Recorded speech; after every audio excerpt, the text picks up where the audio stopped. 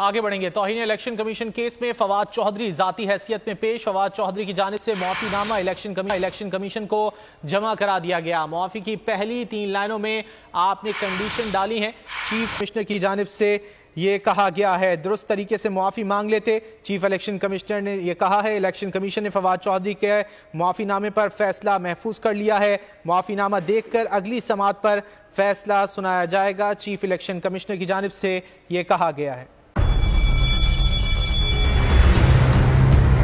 जामियात में चलता गोरख धंधा,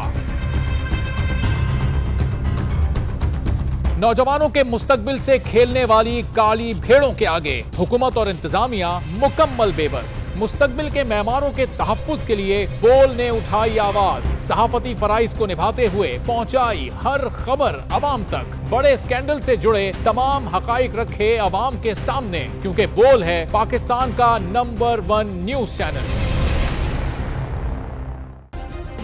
सब्सक्राइब करें और बेल दबाएं ताकि कोई खबर रह न जाए।